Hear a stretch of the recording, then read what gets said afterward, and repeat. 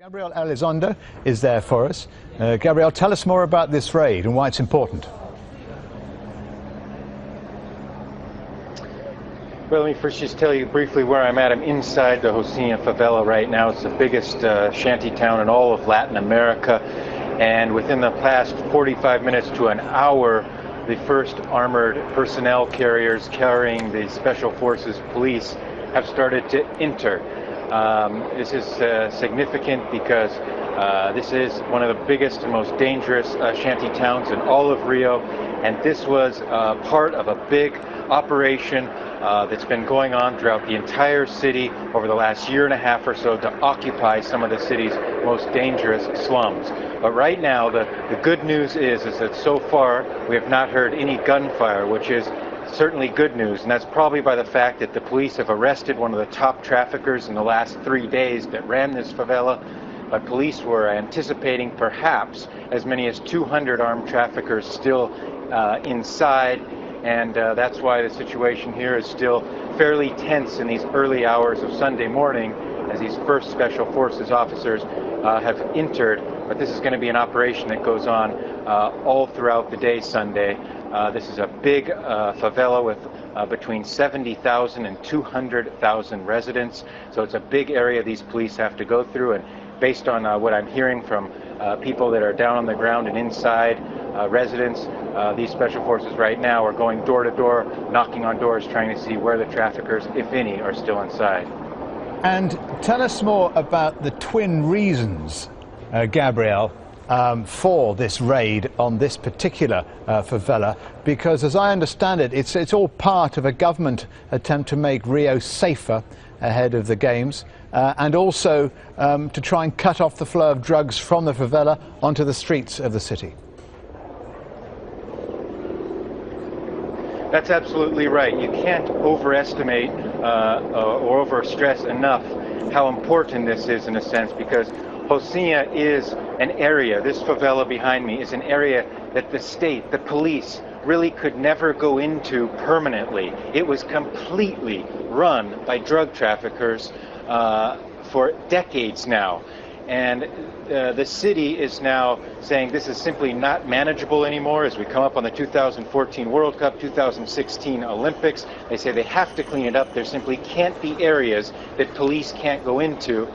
So this new plan that they have is go in with massive force, like they're doing this morning at this very moment, and occupy these favelas permanently and put in a pacification force that's not meant to stop drugs. It's meant to stop the criminality of drug trafficking. And the last thing I'll say is that while the Olympics and World Cup are coming up, Rio officials are very quick to point out that this is very much an operation not necessarily to make this city safer for tourists 2 or 4 years down the road, but for Brazilians right now.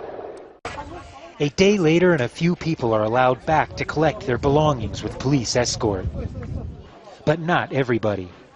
Police still have a barricade around Pinheirino shantytown, and Ricardo Buzado isn't being allowed back into his home to get his family's belongings. The city is not even giving us the chance to get our things out from our home. Our money, our medicine, our documents are all inside. My mom is 70 years old and she's taking prescription drugs that are still in the house. Ricardo, his wife, and 3 children have been living out of their car for the past 2 days with no food and little water. I am sad because you are here with 3 children. It's difficult. On Sunday, more than 2,000 heavily armed police stormed the settlement, home to about 7,000 poor, landless families who have occupied the area since 2004. The police were executing a court order to remove the residents. They used tear gas to gain control. The videos seem to point to heavy-handed police tactics. Police also say the occupation was a success and that the images being shown don't tell the whole story of what happened. In the first moments when the riot police went in, they encountered a small group of people that offered some resistance. That group was using improvised weapons, wood with knives on the tip, vests and shields, and that cannot be tolerated in any situation. And there's an interesting backstory here. The person that owns this land is named Naji Nahas. He's a wealthy Brazilian businessman, and he's had allegations leveled against him of corruption, money laundering, and financial fraud that date back to the late 80s. Hundreds of residents are reportedly sleeping in mud under these tents in this football field set up by city officials. We were not allowed inside to film. Others, mostly women and children, are sleeping here at the Catholic Church. Some of those homeless are in need of care. A local church official says they expect 2,000 people to stay the night. As for the police, they might have achieved their core objective, but certainly have made no new friends here. Gabriel Elizondo, Al Jazeera, São José dos Campos, Brazil.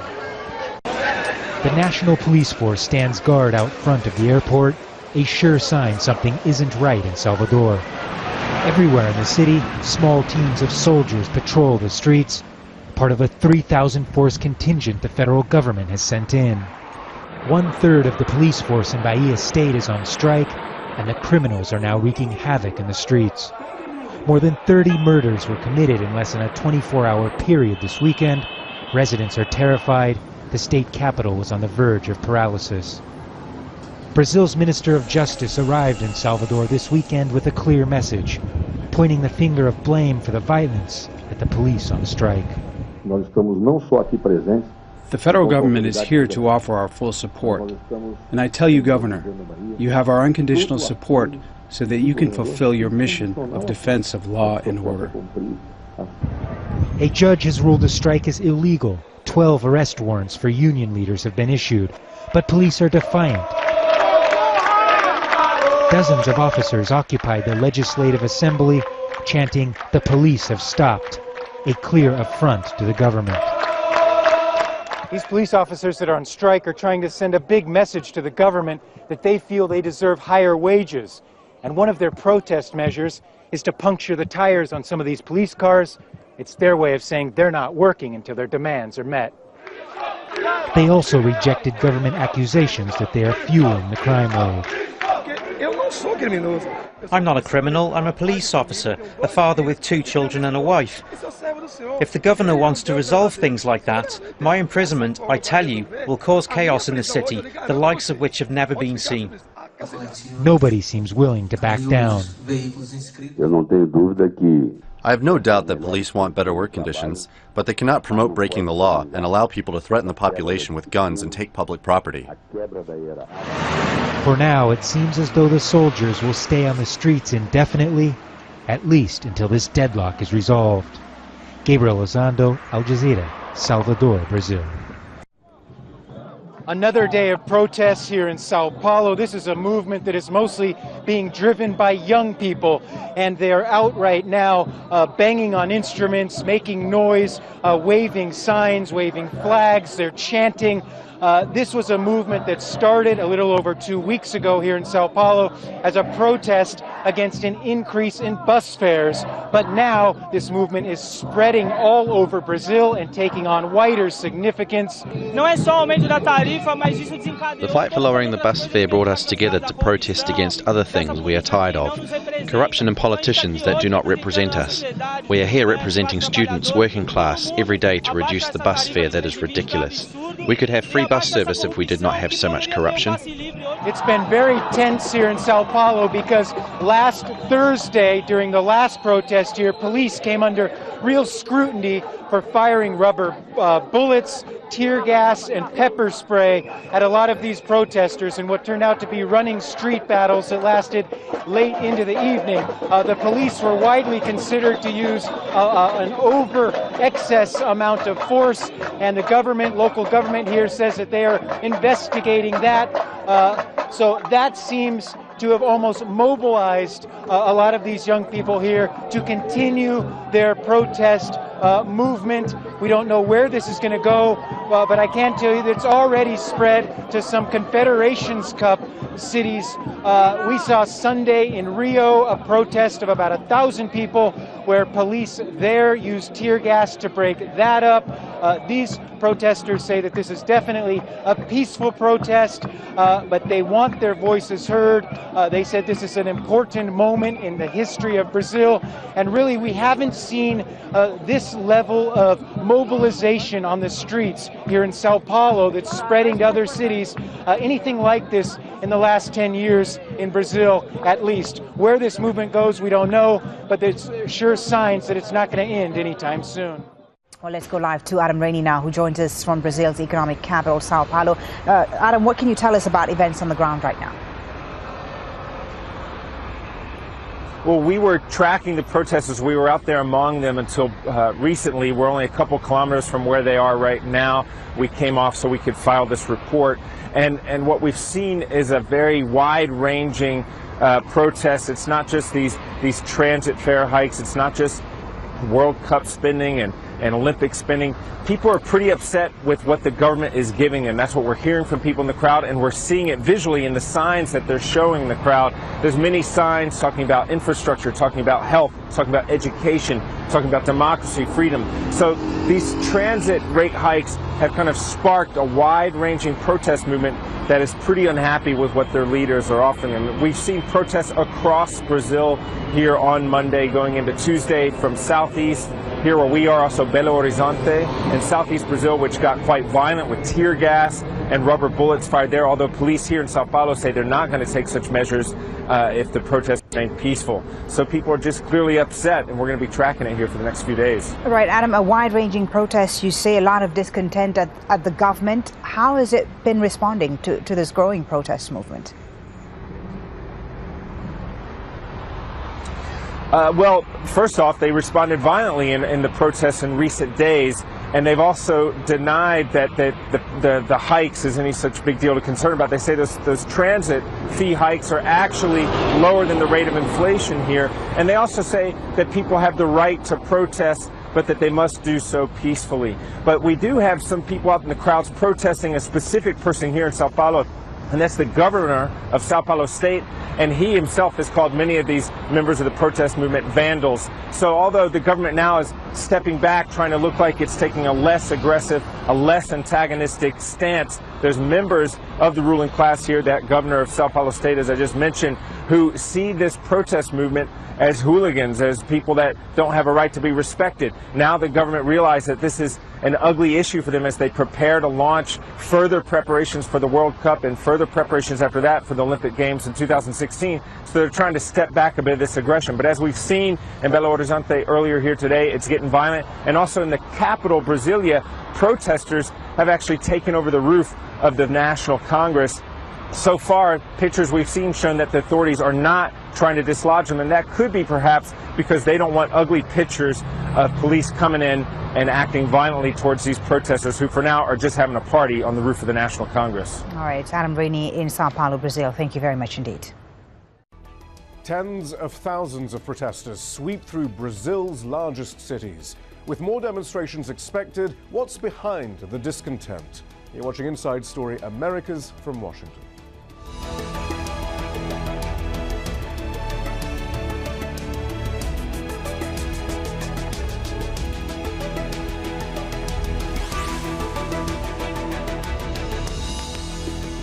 Hello, I'm Shihab Ratansi. Protests of this size haven't been seen in Brazil for decades.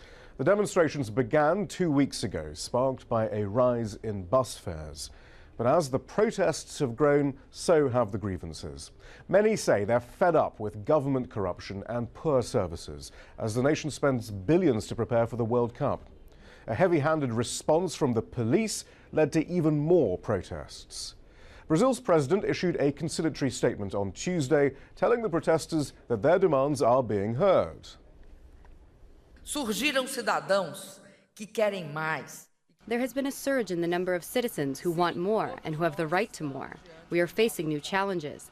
The people who took to the streets yesterday are asking for more citizenship, more health, better education, better transportation, more opportunities. I guarantee you that my government also wants more, and we will get more for our people and our country. Some 40 million people have moved out of poverty into the middle class over the last decade. So how did a rising economic power create such discontent? Al Jazeera's Gabriel Elizondo has been covering the protests. He sent us this update from Sao Paulo. What we're seeing in Brazil right now is really unprecedented in recent memory. The last time we saw anything even close to this was 1992, and that's when then President Fernando Collor faced a wave of opposition in the streets. He was later impeached. Let me show you some of the headlines here in the papers in Brazil. This is O Globo of Rio saying Brazil on the streets, photographs of the more than 100,000 people that were in Rio on Monday. This is Estado newspaper from Sao Paulo. It says protests spreading all over the country. Politicians now are the targets. And then finally, another big paper here in Sao Paulo. This is Folha newspaper, and this says thousands of people on the streets against everything, with a big photograph of some of the protesters that invaded the roof area of the National Congressional Building in Brasilia on Monday.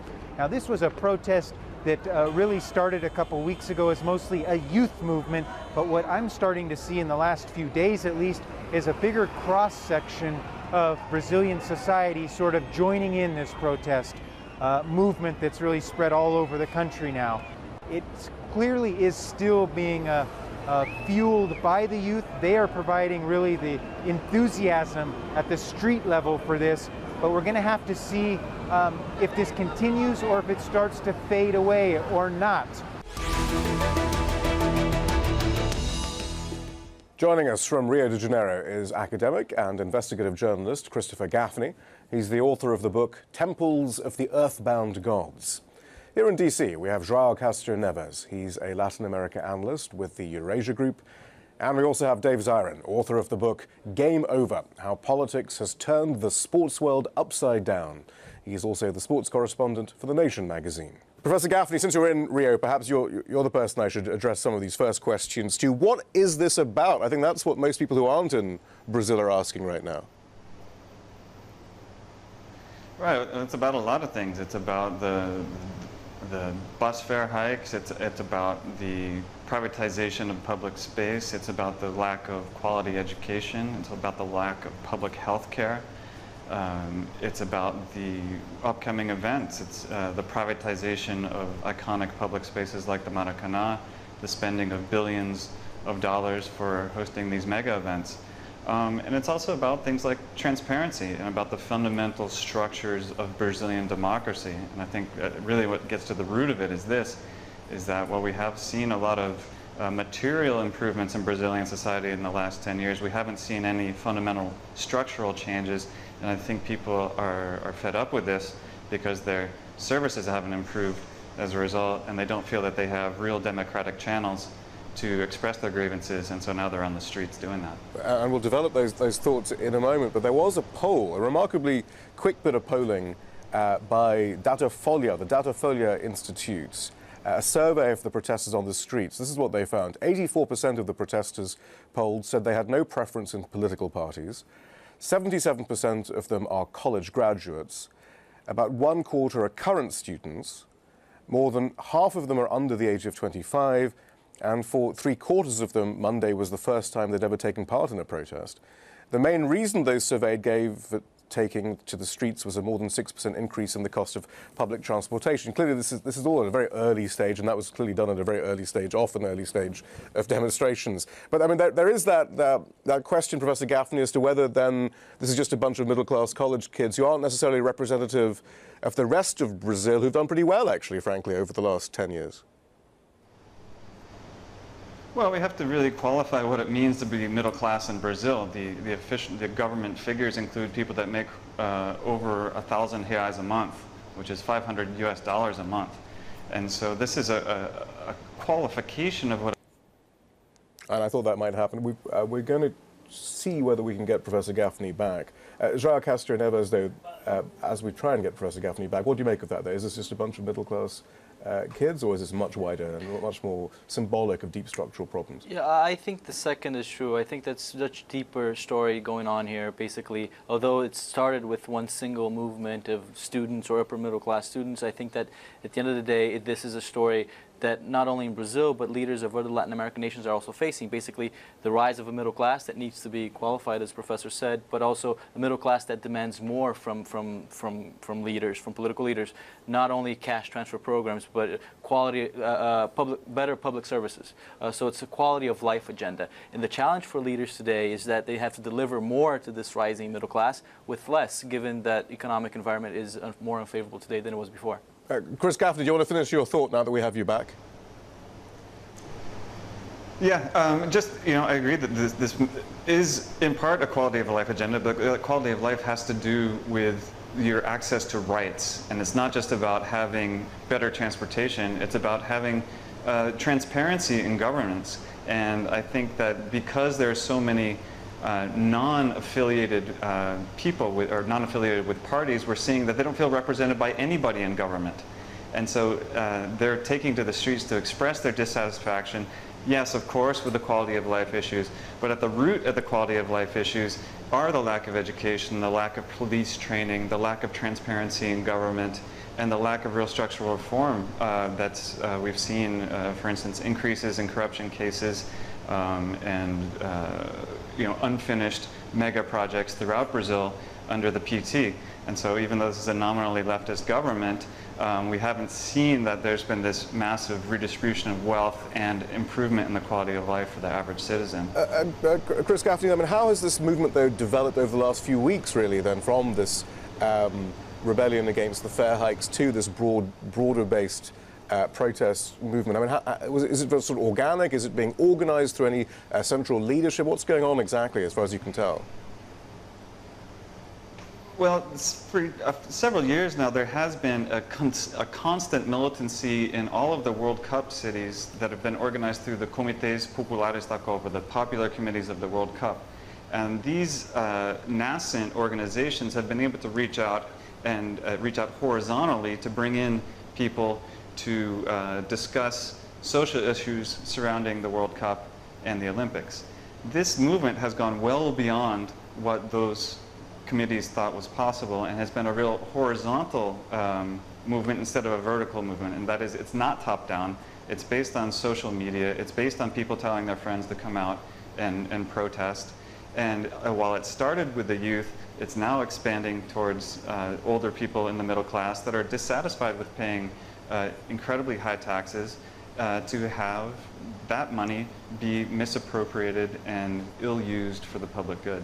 And Dave, I mean, you've been writing for years, actually, as has Chris Gaffney and others, though, about how the preparations for the Olympics, the Confederations Cup, the World Cup have involved an enormous amount of repression and waste in the name of progress. In one of your articles, you had an academic, I remember, warning you of the mankini that hid the truth behind all the impressive social indicators and so forth. But I mean, what exactly did that mean?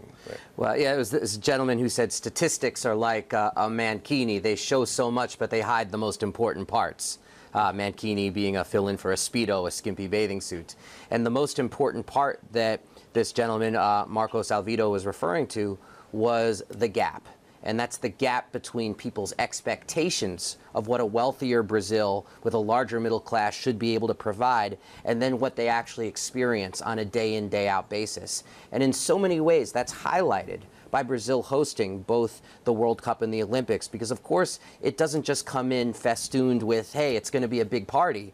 It also comes in with the expectation and the promises that it's going to provide jobs, that it's going to provide a higher standard of living, that countries across the world are competing for this because it does provide a standard of living. And so what it is, dressed in the wrappings of sports and a big party, it's basically trickle-down economics. The idea a lot of money is going to come in and everybody is going to be able to benefit. And what Brazil is finding out, like many countries across the earth have found out, is that it doesn't really trickle down, it actually trickles up.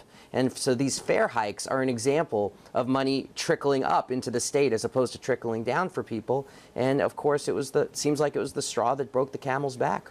And of course, this is all connected, though, into the enormous upheaval that came with the building for the Olympics and the World Cup, Dave, which you've been writing about for many years. For example, the bulldozing of the favelas where the poorest of society lived. I mean, do we know how many have been forcibly moved? What happened to them in the name of progress?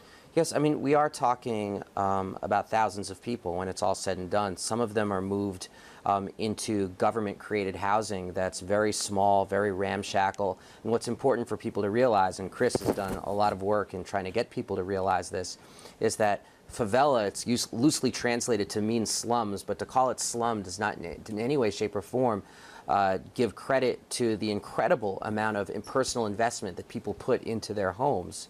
I mean, in many cases, you're talking about generations of families who have built up these homes because Brazil has had for decades some of the strongest squatter rights laws in the world. And so a lot of fear that people have is that the Olympics and the World Cup are being used to create a state of exception in Brazil for the purposes of real estate speculation. So all of that tremendous property that people have been living on with squatters' rights all of a sudden becomes real estate to be developed. I mean, is GHSRAmericas, is that something you'd agree with, though? This trickle-down model simply hasn't worked, then, as far as the infrastructure development in Brazil for the World Cup, the Confederations Cup, and the Olympics?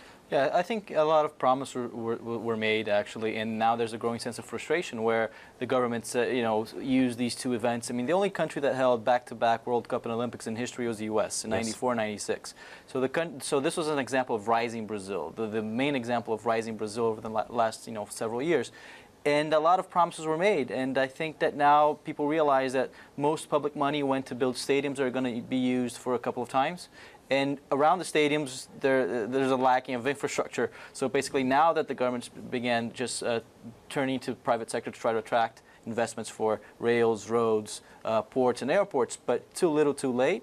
And a lot of the public money went instead to stadiums, which are going to be used for a few games. Do we have an accurate understanding, Dave, of how many billions have been spent on all of this? The numbers vary. If people look online, they'll see the numbers vary, but the general trend you see is 30 to 40 billion for the Olympics, 20 to 30 billion in that area for the World Cup. And it's worth saying that it's a very different world than in the mid-90s when the U.S. did 94 and 96 because of security concerns in a post-9/11 world, because of the research and development that has gone into the kinds of security that is now required to host one of these mega events, and because of the infrastructure that is demanded now by the IOC and FIFA for these events. Well, that raises another point, though. One of the placards we often see is I don't want to give all my money to FIFA. I don't want to give all my money to IOC. How much money do they get out of this? And why are they getting money? Why are they getting the money? Why isn't it being used just to spend money on the infrastructure? Why is FIFA a stateless actor in this process? But how much of a cut do they get? I mean, that's one of the things that's very hard to put your finger on, because FIFA is a closed body. And so it goes in, it makes its deals with the countries, it gets a cut of the corporate underwriting, it gets a cut of the infrastructure development, it gets a cut of what they say are needed for their costs to continue the promotion of soccer worldwide. And unfortunately, when it's all said and done, you could ask folks in South Africa, it feels a little bit more like a holdup than it does a celebration.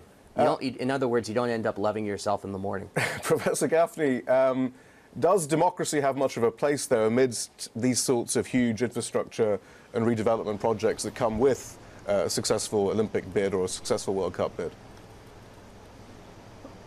Well, yes and no. I mean, part of the problem, or one of the principal problems with both the Olympics and the World Cup, is that they come with these projects, as Dave was talking about, that are planned outside of the realm of democratic participation. Right. And so once a country signs a contract with the IOC, for example, they are obliged to deliver a series of infrastructures that are typically planned by public relations firms in conjunction with the National Olympic Committee.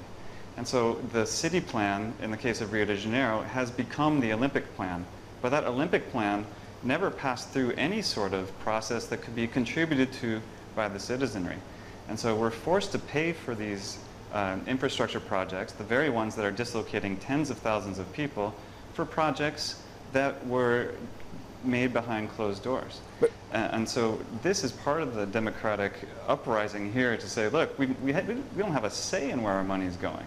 We contribute some of the highest taxes in the world for some of the poorest services, and we don't even get to say what we're spending the money on. But surely there has to be some... This is part of what the protests are about. There was some thought, though, of how you build this infrastructure for the long term in order to benefit the majority after the sports people have gone home. I mean, for example, transportation links are usually developed when around an Olympics and so forth, and they have built all these bus rapid transit lines and things like that. I mean, are they not going to have some, given that the origins of this particular dispute were bus fares, I mean, isn't that going to have some good effect in the long run? Well, there are three runs we can talk about. The short run, it's forcibly removing tens of thousands of people from their homes, and that is done in a way that has been documented to violate massively the human rights of the people in Rio de Janeiro. In the medium term, it will get people to and from the Olympic events. But if you look at the map of Rio de Janeiro and you understand the geopolitical strategies of the government and where the vested interests of the mayor and the governor are, these lines are all directing development to one part of the city. In the long term, you're erecting high-speed bus lines that are cutting through dense urban fabric. And I don't see how that is going to benefit the people that live around them when you have a metro going through the wealthy part of town and a high-speed bus line that's cutting through people's neighborhoods. You really see that this is not an urbanization project, and it's not a project that's developing a wider mobility network for the metropolitan area. And so while yes, there should be infrastructure improvements, there should be a long-term urban plan, these plans are developed in the context of Brazil to attend very short-term demands of the event and very narrow political and geopolitical, by that I mean class interests of the ruling parties in both the city, the state, and at the federal level. And it shouldn't go unnoticed. It certainly hasn't by people in Rio when I was there, that the bus rapid transit line that you described is actually called that in English, bus rapid transit. Right. João Castro Neves, let's then link this up to the sort of demonstrations that we're seeing now on the streets, the sort of reforms that we've seen over the last 10 years, the nominally left-wing reforms that we've seen over the last 10 years, which appear to have certainly spent a great deal more money on the social needs of the people, but while fundamentally keeping the political and commercial interests of the country pretty much intact without any fundamental reform. I mean, is that basically where we're... I mean, the Olympics are the latest symptom, perhaps, of that. Well, yes. I mean, definitely there's a more structural reason or to explain what's going on right now. And I think definitely the country benefit quite immensely from favorable winds of the global economy in the last 10 years. You know, Chinese growth, commodities boom, and Brazil basically rode that those favorable winds, and you know, and as a result, you had middle class becoming the largest class in the country for the first time in history, which is a big thing for a country as unequal as Brazil is. Now, the problem is that now for this mass of people, is more than 50% of the population that constitute the middle class, although we need to qualify exactly what we're talking about here. For them, you know, cash transfer programs, now it's not enough now. I mean, more and more, that's what I meant about quality of life agenda, saying that, you know, now they don't need only cell phones. They need cell phones that actually work. So we need to go beyond just providing them with the good and providing them also the service. So that's more complicated to be, that requires more competence, that requires more long-term planning, and that's something that has been in the lacking in Brazil in recent years. But, Professor Gaffney, I wonder, I mean, this is where perhaps some dangers lie, though, I wonder. I mean, there have been those oligarchical kind of forces in Brazil who haven't been very happy, even with this level of reform to help the poor, to move away from complete neoliberal orthodoxy to at least helping the poor a little bit. They haven't been happy about this. Are they not watching these demonstrations and thinking, hang on, this might be a good opportunity to even wipe out, you know, the vaguely left-wing impulses of this government and start talking about how, well, we need more competition, we need more free markets, we need to spend less, we need to look at inflation and things like that. This could be hijacked pretty easily, couldn't it? I think it can and it can't. You have to understand that the political power of things like the wealth transfer programs have in Brazil, especially in places like the Northeast. Those programs have been criticized as been merely something to get votes, although that has had the relatively tremendous effect of pulling people out of situations of misery to be poor and lower middle class people. I think you could argue that, look, the left party, the PT, has taken public money and has emptied the coffers, and this hasn't worked to encourage Brazilian development. On the other side, you can look and see what they're investing their money in. And we need to perhaps reorient the investment to away from extractive economies, away from bullet trains, and into things like basic healthcare reform, basic education reform, and then to actually have systems of accountability that will encourage the fortification of Brazilian democratic institutions and not their weakening. João Castro Neves, very briefly, though, what can Dilma do you think, right now, though, to head this off? Well, I think not much, and I think, but then again, I think this is a very diffuse movement that is not targeting only Juma. It's targeting also the local governments, which, you know, who raised the bus fares was a government led by DPT. Who the police crackdown was the responsibility of the state government, is led by the opposition. Right. So my fear here is that this may lead to political apathy when it comes to elections next year. That people may not vote or vote in a protest vote that may elect someone from outside the political circles, was a danger. So that's the main risk. So Juma herself, I think that she cannot do much at this moment, but acknowledge these movements, try to at least, you know, help not to be more violence, and which is essential, and you know, try to improve the governing basically, and the economy. I think that's, you know, if the economy starts to improve, maybe the government will have more money to kind of improve services. Actually, very briefly, Professor Gaffney, that's another issue, though, is that the police, you know, with that kind of local and federal police difference there, I mean, you could have opposition-controlled police who kind of want to stoke these things up then. I mean, that could be another issue, couldn't it? Yeah, of course. I mean, it's an incredibly fluid situation right now, and you do have these competing political interests. And I think that Brazil, we still need to remember the democracy in Brazil effectively started in 1988, and the first president was impeached. And so we don't have long traditions of developing democratic institutions. And the vote is but one element in a democratic process. Taking to the streets like this is another element in a democratic process. And so even if there is a protest or zero vote in the next elections, it shouldn't just be about the vote. And I think people are starting to realize, like, hey, we really need to create mechanisms for our voice to be expressed, and we need to go directly to the sources of power. And most people don't, I think, have, they're not really talking about Dilma as much in Rio. They're talking about the governor and they're talking about the mayor, because these are the people that most directly impact their lives. And I think that these protests on the local level will eventually have repercussions, especially in the huge cities of the Southeast. They will have repercussions at the federal level in the 2014 elections.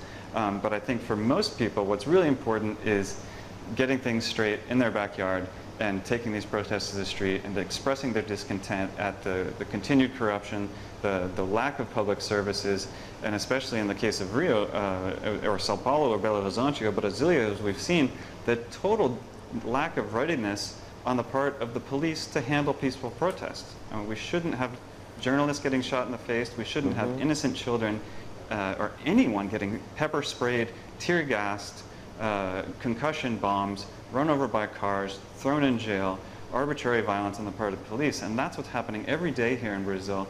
And this has helped to consolidate the movement across class lines, across generational lines, and across geographic space in Brazil. And that's why we're seeing such a huge movement right now. Professor Christopher Gaffney, thank you very much. Dave Zirin, thank you. João Cássio Neves, thank you as well. Thank you.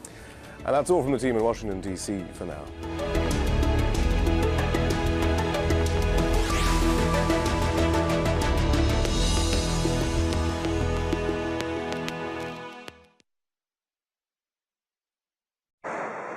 This is the moment the crane collapsed, crashing into the stadium in Sao Paulo.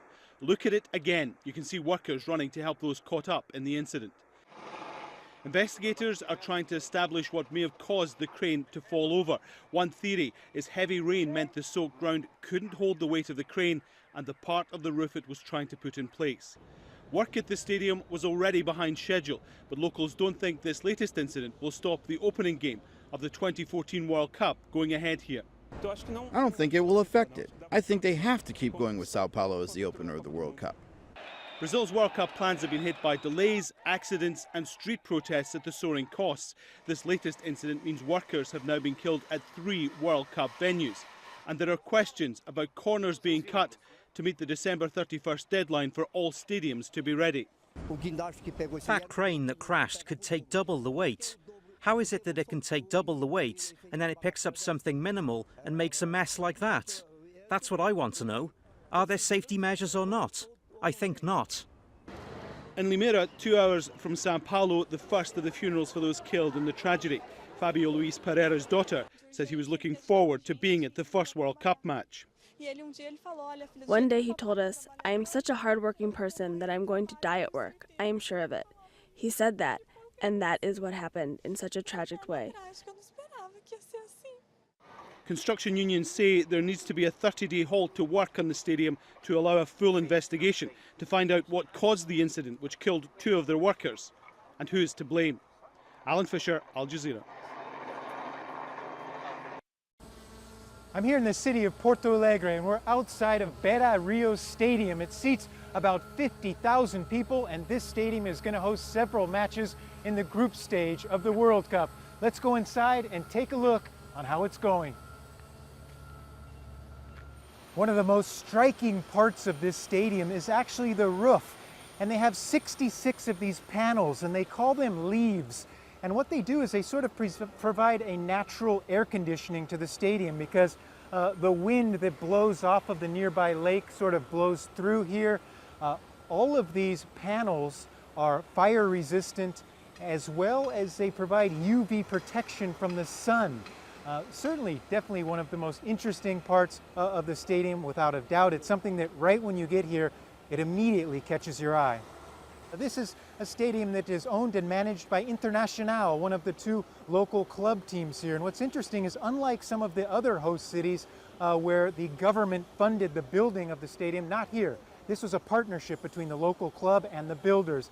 The initial cost was supposed to be about $150 million, but in the end it's going to be about $200 million. It was initially supposed to be delivered in the late 2012, but they were delayed because of worker strikes and some other issues. But as you can see, it is almost done. The grass is completely laid.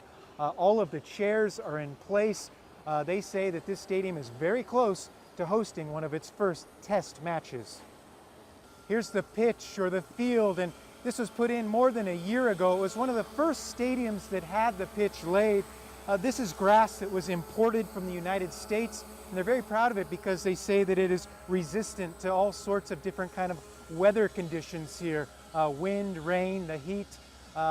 Clearly this pitch is going to see a lot of football stars on it once the World Cup rolls around.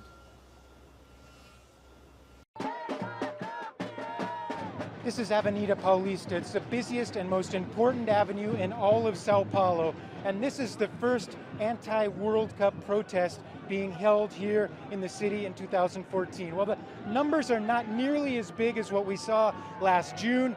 This is still very much a youth-led movement. I would say well over 1,000 people here. They're saying that Brazil is spending too much money on this World Cup, and they point to things such as this, that the country is spending over $20 billion to get ready for the World Cup, over $4 billion just to build 12 new stadiums. We're seeing huge amounts of money being spent on the World Cup, but health, education, public transport and housing, all these basic rights of Brazilians are being taken away and not guaranteed. We've seen all sorts of signs out here, mostly signs that say FIFA go home, others that say no to corruption, no to capitalism, people power, and this one as well. It's pretty self-explanatory, saying don't come to the World Cup in 2014. Huge police presence here, as you might understand, but this is nothing compared to what it's going to be like when the World Cup is here. The Brazilian government has said that they're going to have tens of thousands of police officers available, including a special riot force that will be deployed to all 12 host cities. They say they will not tolerate any non-peaceful protests. Leading this march are several dozen members of what's called the Black Blocs movement here in Brazil. Now, the government considers them troublemakers, even vandals, but they say absolutely they are not. They say they are here simply to retaliate against potential police violence against the peaceful protesters. Things are starting to get a little out of control now as some of the protesters and the police are starting to clash, and you can see some sound grenades going off right now. This is how many of the protests have turned into situations such as this, utter confusion. It shows how just a few protesters can really throw the city into chaos.